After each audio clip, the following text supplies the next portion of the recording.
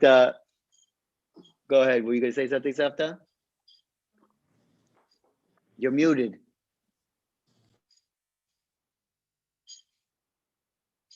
Adain muted. Okay, so here, check this out. So I'm going to be sharing my screen for a second. I'm going to put up both the Hebrew and an English, not the English translation, an English translation. So bear with me. I am going to share my screen. Oh, you know what? Let me just go right over here. I'm closing this one up. And now I'm closing this one up. All right, here we come, people. I am going to get ready. Don't go anywhere. Sharing my screen. Oh, I should probably open the chat just to make sure everybody's here. Here we go. Boom. Labriut, livriut. May you be blessed. Bless you. May we bless you. Here we go. Check it out right here. Does everybody see that says Genesis 1:1 to 6:8, and in Hebrew Bereishit, Aleph Aleph to Vav Het? I see it. Great. Okay. The first line, right? The first line says, when God began to create heaven and earth. Let's take a look at the Hebrew. Bereishit bara Elohim et hashamayim ve'et haaretz. What is another way that you've heard this translated before? What's another way that you've heard this translated? In the Who beginning. can give me one? Say that. In the beginning, God created. Thank you, Jody.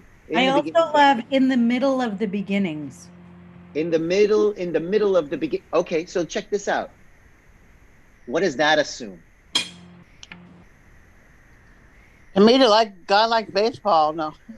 Yeah, exactly. So it's assuming that there are many beginnings. Yeah. In that translation, the original translation that we said in the beginning when God created that was the beginning. Right. Here, when God began to create heaven and earth, what could that assume? What could that assume? That there was nothing before that? Or it could the opposite, Donna. The opposite of that is that when God began to create heaven and the earth, it can assume that there were a ton of other things that were already created. Oh yeah, galaxies, universes, yeah, for sure. Right? It could assume there were a whole bunch of other things that were created, but now we're just looking at this specific thing. So right away, and this is with everything. This is a meta idea that I want you to always put back in the back of your head. Talia, where's Safta? Where'd she go? She left us? Oh no, Nina's here. Great, Safta's here. I want you to put this always in your head. Every translation is interpretation. Every translation is interpretation, right? Because once you start translating from the original text, the translator is putting in different understandings, different ways of translating the same words, because the Hebrew can not that it's tricky, but there are different ways of understanding a Hebrew, which we're going to spend a little bit of time later discussing. So right away, the first words of the Torah is already up to interpretation. When God began to create heaven and earth, can make the assumption that there was already a ton of stuff already going on, versus in the beginning, God created heaven, that there was nothing else, right? Because it just goes to that the earth being unformed and void, and there was darkness over the surface of the deep, of a wind from God sweeping over the water, right? That could be discussed as simply being earth and the waters around it. It has nothing to do with anything else that is around us. Or it could also be, this was the first and there was nothing else. However, right, this can be very confusing, especially when, all right, you all know that I do a lot of work with nursery school kids, elementary school kids, and this passage right here, because what do we do right here? We're going from the days of creation, right? The 7 days of creation is very challenging for little kids. in a way. Why do you think it's what do you think the questions that I get from the little kids? Oh, What do you think some of the amazing questions question, I for get? sure. Well, that's for sure. But like what? So one of the songs that we sing all the time on Shabbat with the nursery schools, is it, there's a dinosaur knocking at my door, knocking 1, 2, 3, right? There's a dinosaur. Kids loves dinosaurs. My son today, Eli, was reading, he's a 5th grader. He was just reading a book today to his 1st grade buddy. And the book was The Day Dinosaurs Came with Everything, right? Oh, You go to the doctor, you get a shot, you get a dinosaur. You go to the bakery, you get some donuts, comes with some dinosaurs. Kids love dinosaurs. So what do you think? look at my son. He's now grown. He liked Tyrannosaurus Rex when he was little. Yeah, I'm sure he does. I mean, who doesn't like a good Tyrannosaurus Rex? Right? I got him a bunch of hold on, Donna. Hold on. Check this out. Okay. What do you think kids ask in this order of creation? They ask, where's the dinosaurs? This is 6 days of creation. It says 6 days of creation, but the dinosaurs we know lived millions and millions of years ago, and they lived for millions of years. So where is the dinosaurs in this? Can this story even be quote unquote true or real or factual? So what do you think is what is the actual question? What are they actually trying to ask? Think about it. What do you think these kids are actually trying to ask? Merle, what are these kids actually trying to ask? I think at that age, they have no concept of time. So if we talk of millions of years ago, they're like, look at us, like they know from maybe yesterday or 2 days ago. But I think they really want to know what, besides just creating heaven and earth, what was created with heaven and earth? What came with it? Yeah, fine. But guess who else has, wait, what did you say about their concept of time? No concept of time? That age, they have no concept of time. Right. Okay. So let me ask you, you think you guys have or you all have a clear concept of time? I don't. Not in today's. But I can't speak for everyone else. No. All right. So let's get into it. Let's get into it right now. So one of the challenges we talk about, like the concept of, well, this is 7 days or 6 days. The people like to yeah, 6 days. So that can't be real.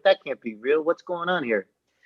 People's concept of time does not fit with what we are looking at here right now. And let me show you why. Let me ask you a question here. Who am I gonna put on this? Sukasa, I'm gonna put you on the spot. So if you can unmute yourself. Done. Okay, here we go. You ready for this? Maybe. Sukasa, how many seconds in a minute? 60. 60, Mazel tov. How many minutes in an hour? 60. 60, beautiful, Mazel tov. How many hours in a day? 24. 24, okay. How many days in a week? 7. 7. How many weeks in a year, roughly? 52. Wow. Okay. Are we double jeopardy yet? No, you're good. That's as far as I'm gonna go. That's as far as I'm gonna go. What do we base that on? What do we base that on? Sun and the moon, partly. Oh, the sun. Our time is based on the sun and the rotation of the earth and the rotation of the earth going around the sun. That's how we measure time, days, and all those kind of things, right? Mm-hmm. But in our story here, what we are basing time on is not created until the quote unquote 4th day. Created until the 4th day. The sun and the moon and the stars are not created until the 4th day. So then the question is, well, what is a day? And here's the thing, when we talk about like our concept of time, we're also basing that based on where we live, right? For example, what are you seeing right now? Because I want to look at something else, but what are you seeing right now? Bereishit. What do you still see Bereishit? Yeah. You still see Your Bereishit? Word doc. Yeah, your Google Doc. Yeah. You do. Okay, great. Good. Because I want to look at something else that I looked up today. All right, check this out. The way we would read this passage would be very different if we lived on Mercury. If we lived on the planet Mercury, because you know how many hours are in a day on Mercury?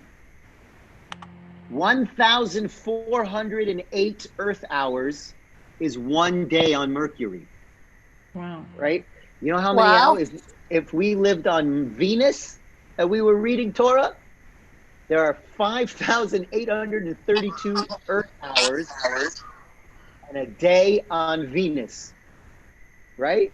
So, I mean, talking about backwards, check it out. On Jupiter, there are 10 Earth hours in one full day on Jupiter. So already our concept of time different based on where we're going. And that's even in our own solar system, right? Not to mention the galaxy, not to mention the universe, not to mention the multiverse, not to mention anything that goes beyond any of that. And if we're talking about creation, our concept of time cannot be applied to our story. Our concept of time cannot be applied to our story, right? Because the way we base time, sun, rotation, not created until fourth day. So you can't look at it in terms of, oh, see what happened, what about the dinosaurs? So if you wanted to argue about like the existence of all of those things, you can't look at it in terms of our day. They are not, it doesn't have to be one or the other, right? One biblical or one scientific, right? Because those things easily go like this, especially when you talk about science and you talk about what time is, both in the planet, in the solar system, galaxy, universe, and so on, right? So I just want to throw that right out there, right from the beginning. So when we talk about it with kids, that always blows their mind. When I tell them, but it was only made on the fourth day, so what do you do? Like, I don't know. That's the exact right answer. All right, let's move on. I'm going to ask you a question that we're going to discuss after the next thing that we're going to discuss. But let me ask you this. What day were humans created? And even in that one sentence, even in that one statement, is already a translation or interpretation. What day? Jody says 6. How many? Let's see. I'm just gonna go around the room here. I agree with Jody. Oh, okay. Donna agrees with Jody. Miriam, what? I'm with Jody because the Bible said so. Because the Bible said so. So that's my reason. Did it, Miriam? Did it? I don't know. Sukasa. Such a beautiful laugh, Jody. Is that a 1 or a thumbs up? Merle. X. Nina. Safta. Just hold up your fingers. Doesn't know how to unmute. Muted. Okay, so hold up your fingers. You're still muted. You need to unmute, Panina. Dahlia, Phyllis and Warren, what do you got? 6? Okay, there you go. I am mute now? Yep, you are. Perfect. Okay, so, all right, so I think that it was a tryout. Oh, look at you. That's not even one of the options, and she's giving me door number 3. I love it. Fabulous. It's a tryout. We'll see. And I am going to pass on selecting one because I think more than one could be a possibility. Oh, Hannah, what do you got for us? Unmute yourself, Hannah. Oh, What day were humans created? I'll go with 6. Go with 6. Okay, well, let's go to the videotape. All right, I'm gonna go over here. That's the prize.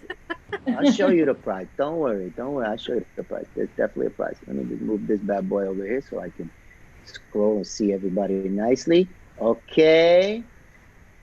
Here we go. I'm scrolling. I've got an oh, third day. Oh, this is what we were just talking about. Fourth day. I'm gonna scroll. Get ready. I made a nice mark. 24. You know Okay, what, here by we the are. way, can I just bring something up that we don't have to address, but that just occurred to me? Well, yes. If light was created on the first day, but sun was created on the fourth day, what was the light source? Who knows, right? That's weird. But it's not even. It's not weird. It's not weird, right? Because what we assume, but we know it's not true that the sun is our only light source. Right? Okay, fair enough. I mean, you're such an earthist. I am You're such an The moon can be earthist. an earth source. Come on, but you're such an earthist. True. It's true. I'm so You're in such the box. our sunist. I'm so in the box. I know. Can I say something to Jody? I understand. Miriam, that's really, you didn't let me answer your question. You asked, sorry. Can I say something to Jody? Yes, Yes, you're you allowed to. may. Absolutely. Go ahead. Oh, should I talk? Yeah. Go, Miriam. Oh, go. okay. God forbid somebody should keep you from I talking. God like forbid. that you said that because I thought of it myself for a moment, but then I realized they were two separate things. God made light. That was the first thing that the Bible, I'm reading and looking at it now, says that he did, via he or. He made light, which means that everything was not in light. It might have been all darkness and tohu vavohu. Yeah. But then on the fourth day, it had nothing to do with light. He simply made the day separated from the night. So on the fourth day, he made the yom, the day with the sun, and the night with the moon. And so I don't think the two are in conflict at all. Okay. Fabulous. I agree. Miriam, I'm just going to ask you another question. And I love that you said this because it's going to help us with a little bit of a discussion in a bit. When you said God as he, is that necessarily something that we all, oh, what happened? Miriam, she left. I'm here. So why does it say that you're in my waiting room? I don't Oh, know. I don't know. I don't have a picture of my Eden. Everybody's in over here. Okay, so Miriam, you said he. Does that mean, I mean, maybe you do, maybe you don't, I don't know. Believe that God is a man? Well, the truth is this. When I wake up every morning, first of all, waking up is already Dayenu for me. Just waking is already God bless Dayenu. you, honey. But then when I stand vertical and I'm sprinting out of bed at my tender age of 94, and I am walking. So then I say, thank you, God. And then she always says to me, sweetheart, you're welcome. So that's why in my later years, God has become a woman, but I know she's androgynous. I know God is he and God is she. But I only learned that as an adult. As a child, God to the children was always a he. Am I right? Well, you know, not so much anymore by us, right? We, as you know, in the progressive movement that we really work at. But you know, here's a little tangent. Sorry. He is actually the most egalitarian word you could use because he in English is male and he in Hebrew is female. He is she. See the little joke I did? See? I love it. He through she. I love it. All right. So, all right. Moving on. Go, Talia. I know you got your hand raised. Okay. And we're going to get somewhere, I promise. Okay. So this whole idea of light, not necessarily being just the sun, but light.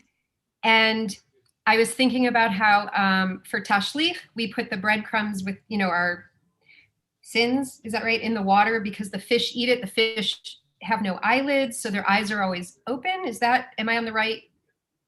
That's one beautiful interpretation. But with that, I find it so amazing because down in the deep depths of the ocean where there is like no light, there are fish with no eyes and they exist and have a life.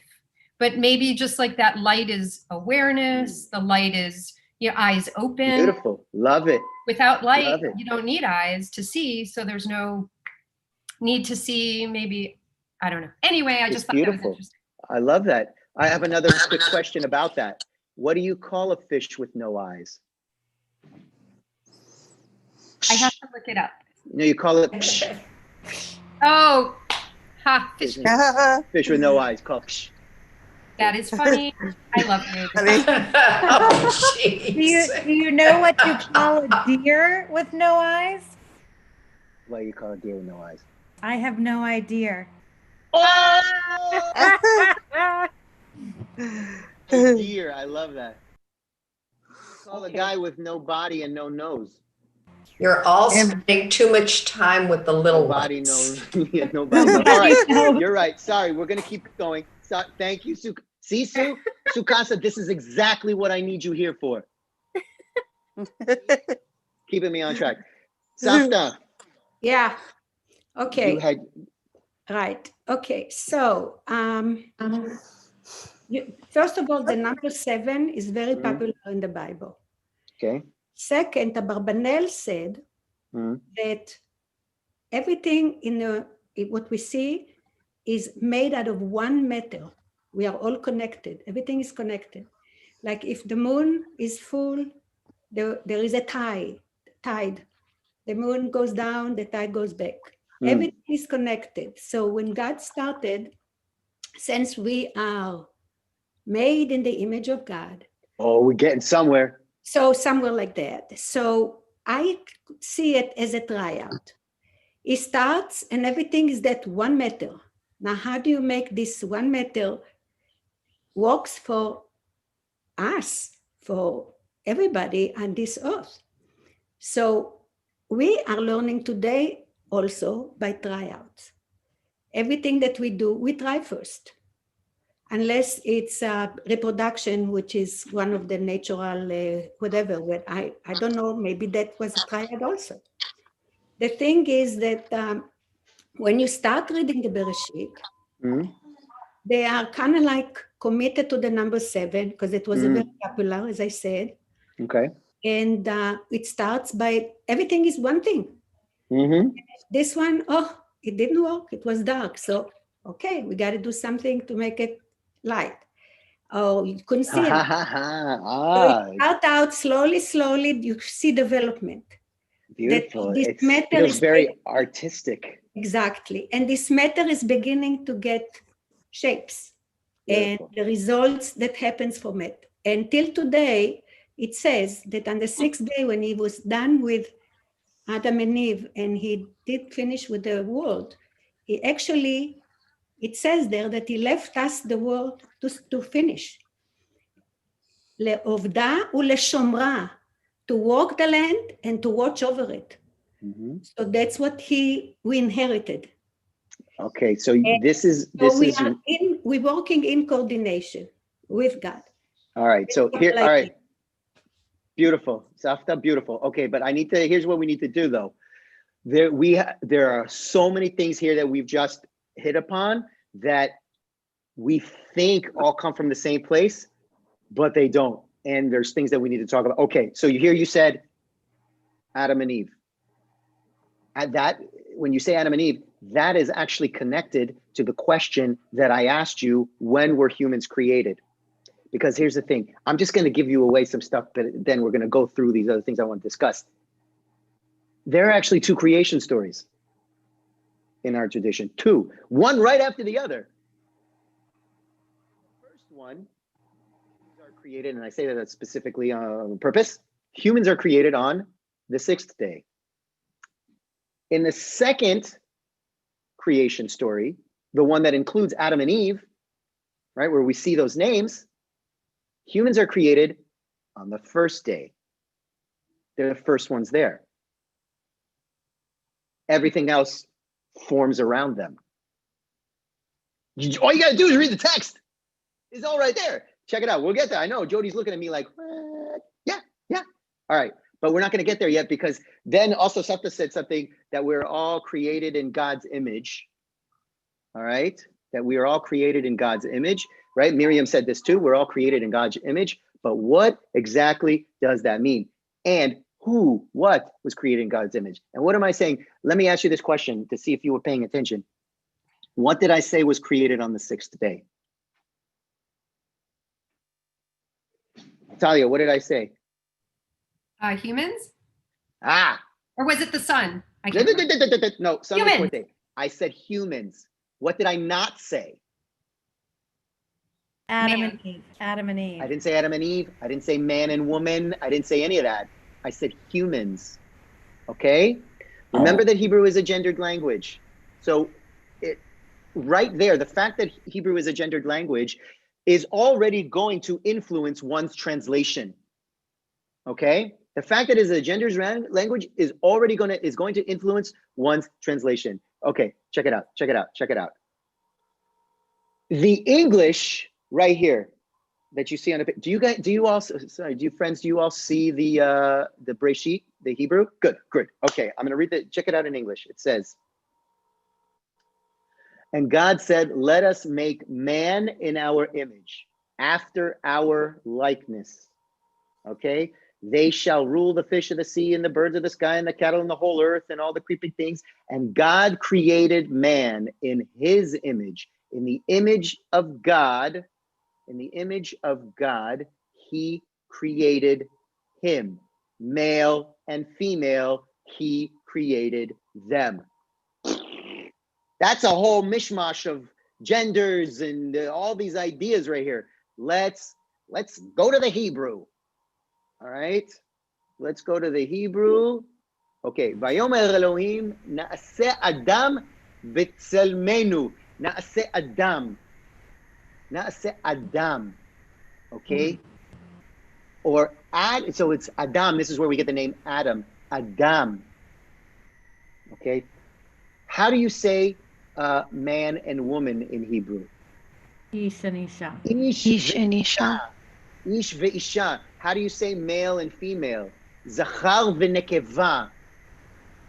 That is not what Adam is. When we say fashion, how do you say earth? How do you say earth in Hebrew? Adama. That humans, how do you say human is Adam? It was created from the earth, right? B'tzelmenu. In our image, God is speaking. So here again, Elohim, when we say Elohim, that word already in itself is plural, but that's one of the names of God.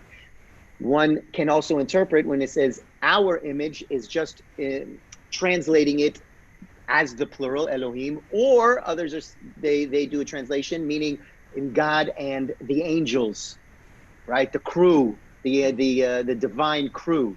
So right there, is it in God's image? Is it in the image of God and the angels? And we're creating humans, because then it says, right, let's just go to the English, can be very confusing. And God created man, or in the Hebrew, Adam. But it says man, his image, in the image of God, he created him, Adam. Zachar v'nekeva, he created otam, them. Nekeva, Zachar is connected in one. Both are found in Adam. So the first human was androgynous, or a mixture of all, right? There was no separation. The separation, what's that? Non-binary. Non-binary. I love it. So, when Miriam says, it says it right there in the text, one can also say it says that in the text, non-binary right here, right? But there are no words in Hebrew for that kind of thing. The sheer fact that it is a gendered language does not allow for that, even though that is what the intention could be. Jody's so smart, and so are you, Rabbi. Well, Jody, we all know Jody's so smart. I'm just loud, right? Did anybody see the show, right? The show Matilda. Right? How do you, if you don't really know what you're talking about, just be loud and people think you know what you're talking about. Right here. Right? Okay, but here we go. Check it out.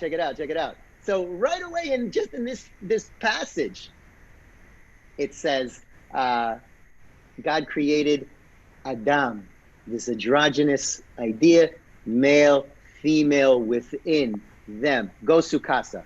So, question: like, if they're sitting around in the yeshiva, how do they interpret this? What did they Not think? like I am. No, I know, but it's pretty clear that it's unclear. Right. It is pretty clear that it is unclear. But there's a lot of beautifully written stuff about the argument of this, right? And even within very traditional circles, right, there still is this idea that God is not gendered, that there is that is non-binary, that there is a female, there is a male side to God. Yes, Jody. Well, I was just going to say, it's further reinforced that it says Betzelmeinu, right? Because it could just say Betzelmi, right? So the idea of like 2 in 1, non-binary person is made in our image, not my image. Right. Like that second, the plural of God, using God as a plural just further reinforces that it's not an either or. Like it's if the person is made in the image of a plural God, I don't know. Do you see where I'm going? Like, why wouldn't it just say Betzelmi, Adam Betzelmi, in my image? I think that's reinforcing this idea. Beautiful. Merle, go. So, and then Talia. Okay, so the whole image thing. Yeah. This might be 20 years from now in Torah study, is if all of us, whatever we are, whatever masses were created in God's image. Did God, and this has nothing to do with now or 10 years ago or 40 years ago or whatever, what was that image supposed to portray other than the Torah saying you're supposed to be ethical and all that? Oh, that's a phenomenal segue question. Because, all right, what does it mean? What does it mean to be created in God's image, or in the celestial? What does it mean to be created in the image of something? I'm asking. Well, there's an expectation, but but it doesn't. What does that mean? There's an expectation. I'll show you what I think in a bit. I guess I'm not sure of what you're supposed to look like, of your behavior, of your body. I mean, that goes back to non-binary and everything else. But hold on, I got a question. What is the image that God is portraying? So, I'm going to get to something. First, let me ask you a question. Sorry, Talia, I know that I'd say that you could speak after Merle. Go. And then I'm going to ask you a question. Okay, so that whole idea of, well, but, it's open to interpretation, but it's really, what has the narrative been? And it's the same thing with systemic racism. It's the way the laws are made in this country or on this planet. It's like, who is saying that it's somebody selected that to make that the narrative? Correct. For whatever reasons of control or power, but to go back to the origin, to go back to the actual text, and to leave it more open is actually more just. Beautiful. That's why it's all connected, and that statement also lends itself beautifully to what Safta said earlier, that everything is one. Everything is one. It's all connected. All right. I just need to ask you a question. Right on, Talia. I got to ask you a question here. Okay. I'm asking you a question. Okay. Can you see me? Do you see me in there? Yeah. What's this behind me? Looks like a plate of hummus. Food. I'm not hummus, sure. But it's missing your ketchup. Exactly. It's missing. All right. Well, it's missing my ketchup. It's missing my ketchup.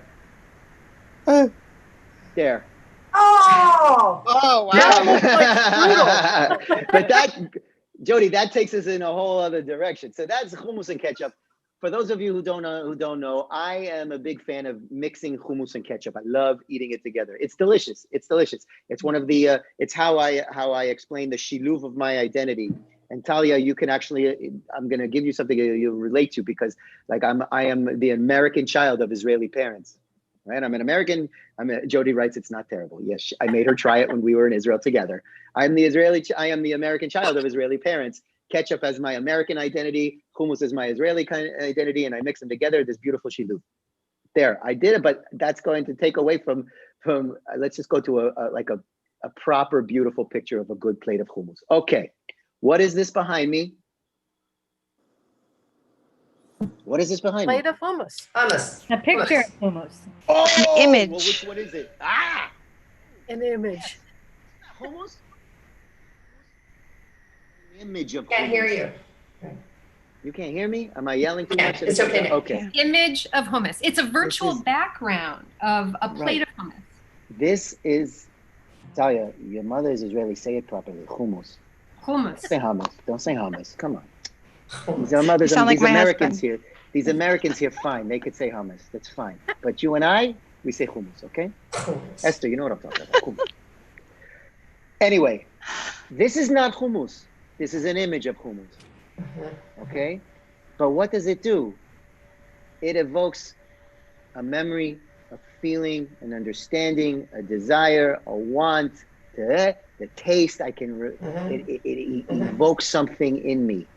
Okay. When we say that we are created in the image of God, that is not saying that we are created, we are God. We created the image of God. We are not God. We are created the image of it. Right? The hummus, what is that? What that picture of hummus, what does it do? It inspires, it evokes, it creates something. When we have this understanding of all of us being created in the image of God, it is there to inspire us to perhaps act like or be godly, act like God. Go, Sukasa, and then I'm going to share something. You know, as you've been talking about this, I'm thinking about the times in the Torah when it'll say, God is judgmental, God is angry, God does this, God does this. God's not so perfect in the Torah. No wonder we're like we are. I mean, if we're in the, quote, image of God, then we're mimicking all of his behaviors. Okay. Some of us are, and we're not living righteously. However, this is good. This is good. The fact that we are not God means that all of those actions on our part choices. All of those actions on our part are choices. Since we are not God, but we are in the image as if those actions on our part are choices. Here's what I mean by that. Okay, get ready for this. So also, many of you know that I'm also a big camp person. So in 2001, there's this phenomenal song leader. His name is Danny Nichols. Phenomenal song leader. I look at him as like a modern day prophet who does beautiful teaching through his music. So he created this song, B'Tselem Elohim. And what's interesting, I'll give you a bit of the lyrics. It goes, when I reach out to you and you to me, we become B'Tselem Elohim. When we share our hopes and our dreams, each one of us B'Tselem Elohim. Okay. When I reach out to you and you to me, we become B'Tselem Elohim. Which means this idea of being able to reach the potential of what it means to be godly. But it only happens through what? Yeah, Esther, go. What were you going to say? Well, I have an observation about what you just said, which is, I think where you're going with this, and if I'm wrong, I'm wrong, but the idea of having an image, you can have the image of hummus, but you need someone else to recognize what that image is in order for it to be powerful. So when you just sang those lyrics to me, that's what I heard, which is that we need each other to be able to understand and to inspire. Okay. This is the part, and it directly connects to one of my favorite lines of Torah. Okay, it's one of my favorite lines. It's Vayikra or Leviticus 19:2. Vayikra, Leviticus 19:2. How many? And it directly connects to this idea of what it means to be B'Tselem Elohim. How many of you have ever been to the Ermis Campus Chapel? Been to the Ermis Campus Chapel? Okay, in the Ermis Chapel, right? If you're looking above, there are a bunch of things that are written, right? Written all around, right? We have the Shema Yisrael. Oh, beautiful, yeah. Yeah, Shema Yisrael is up there, and due to what is it? To treat your neighbor as yourself, right? Is the one. So we got Shema, treat your neighbor as yourself, and then there's this other one right here. There's the other one right here. Does anybody know what that one is? Does anybody remember what that one is? Jody totally turned her head to look. Does anybody remember what that one is? It's Vayikra 19:2. Are you looking at the picture? You're finding the picture? I'm trying to remember it. I mean, like, I know the Shema is there. Shema is there. I'm like trying to picture it. Treat your neighbor as yourself. Love your neighbor as yourself. And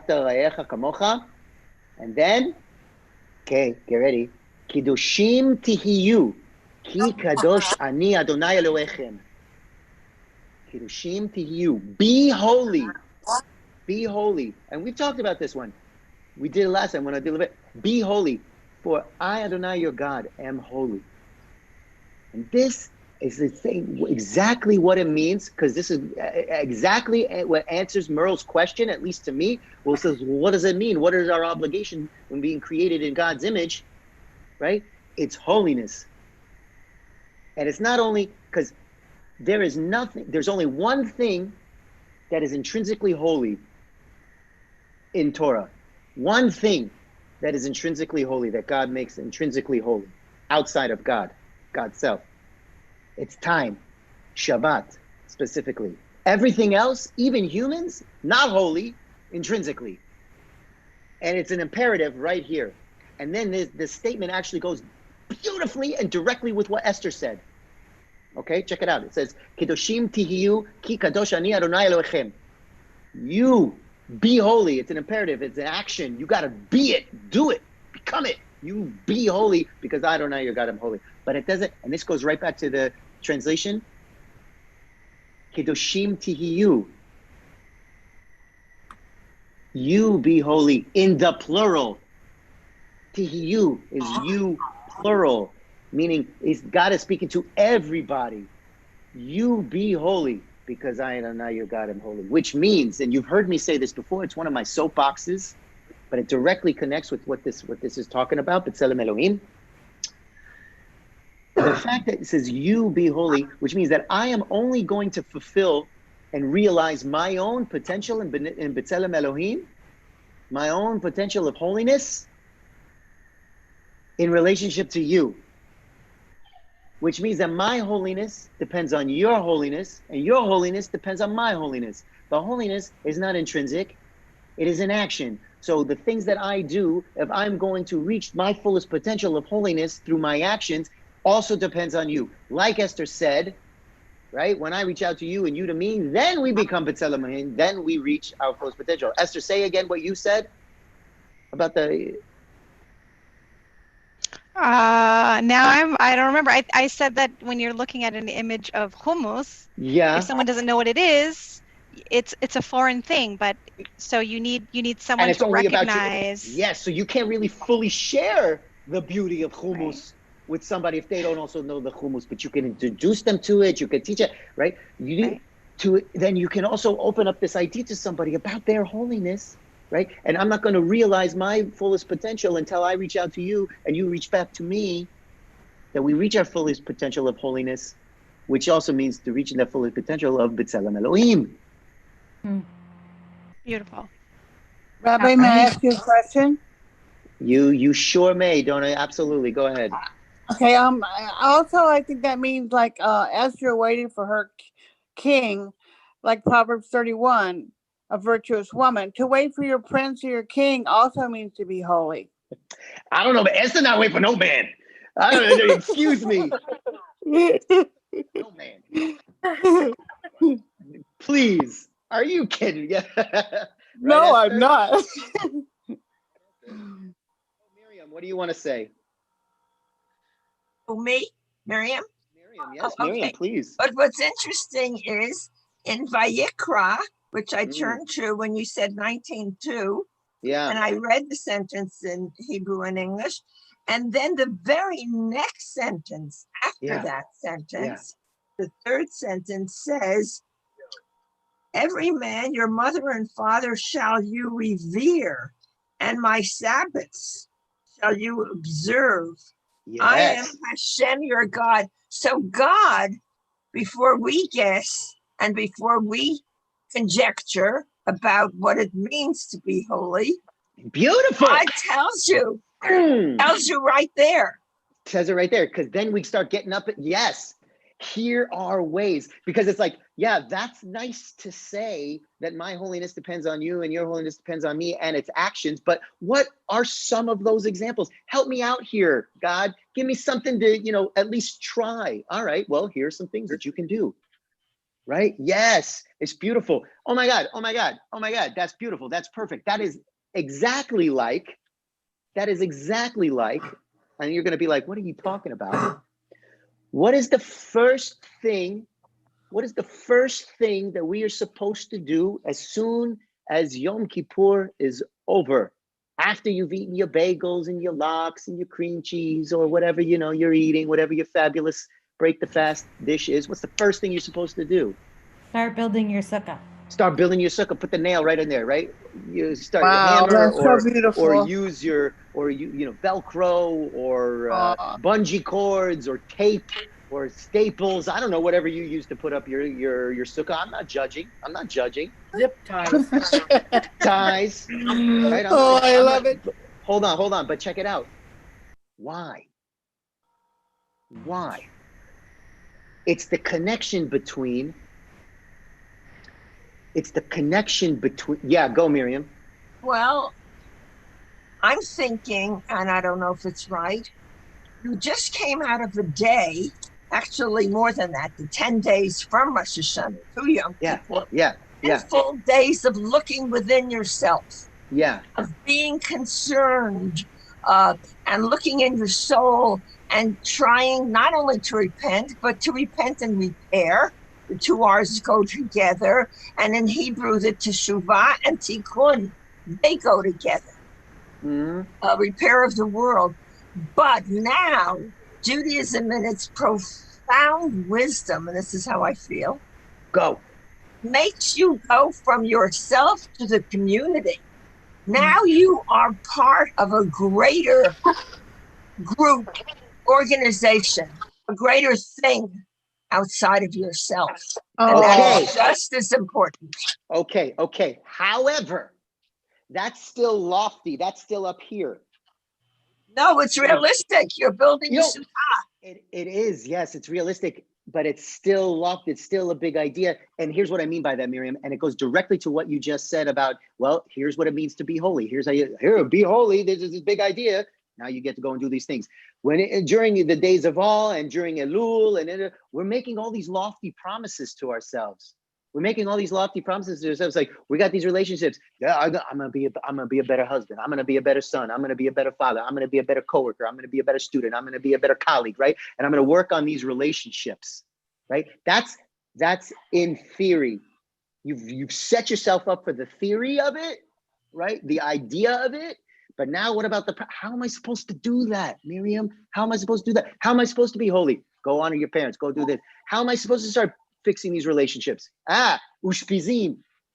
You build a sukkah, you invite these people over and start fixing those relationships, right? You start either strengthening the relationships, creating new memories with the relationships, an opportunity to talk to the people. Sukkot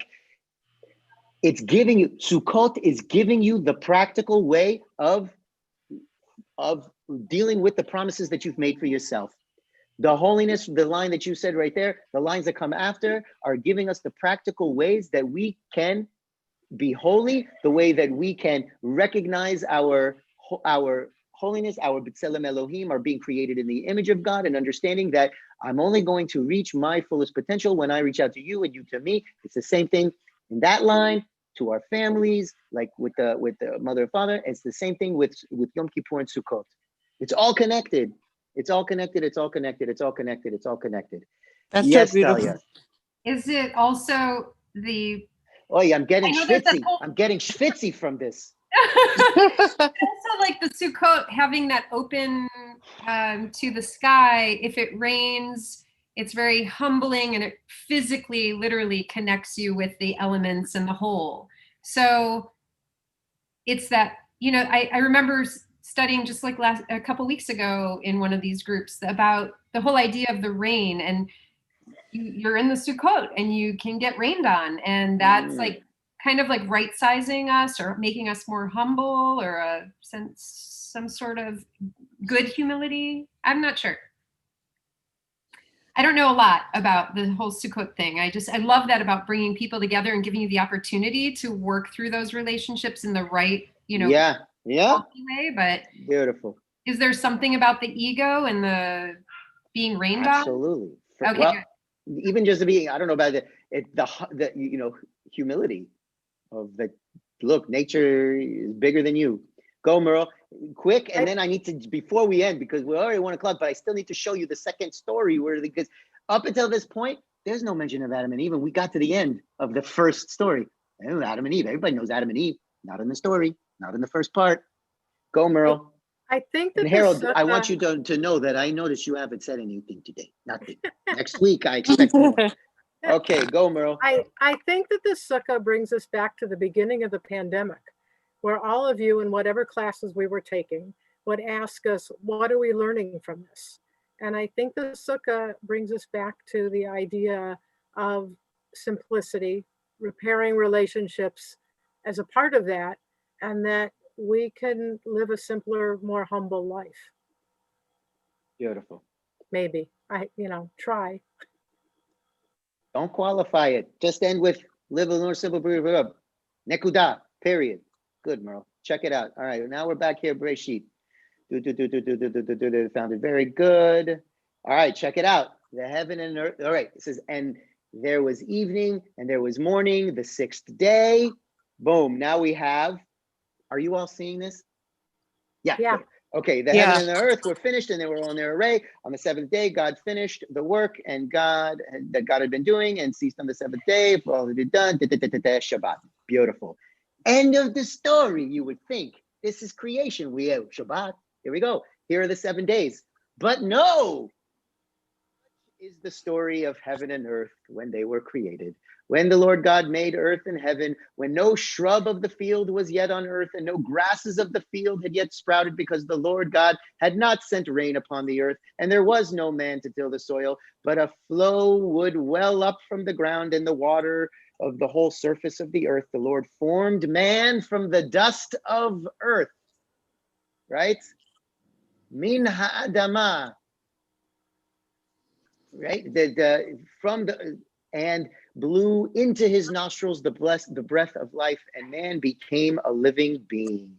Then God planted a garden Eden in the east, and placed the man whom he had formed, and the ground of the Lord caused to grow trees that were pleasing, right? So all of a sudden, the Garden of Eden is the understanding of all the vegetation, and all these things start popping up, right? It caused every tree that was pleasing in sight of good and food, and the tree of life in the middle of the garden, the tree of knowledge of good and bad, and a river issues from Eden. Oh, now we have the water, and then the name of the first, so on, so on, so on, so on. And then there's all these animals start popping up, and Adam gets to name them all.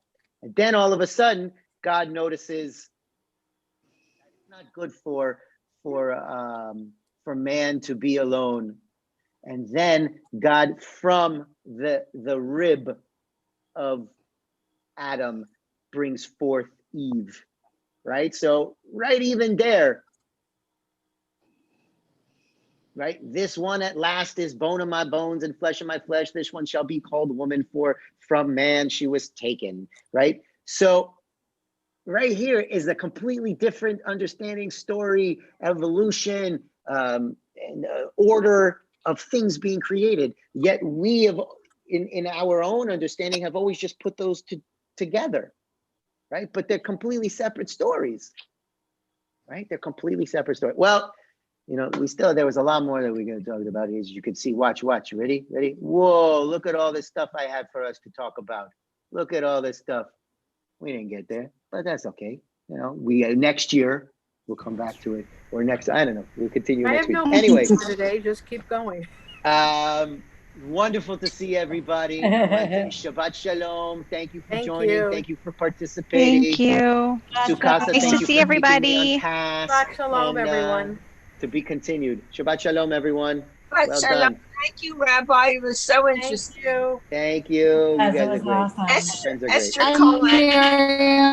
Hi, Hi. Esther, I'd like to phone you now. Can you give me your phone number? Esther, Miriam. Yes. Can you give me a phone number, honey? I need to ask you something. Sure. 213. Yes. 835. 2132. Thank you so much. I want to bother you. Okay, I'll take just one moment. You will, You got Miriam. it. Bye. Thank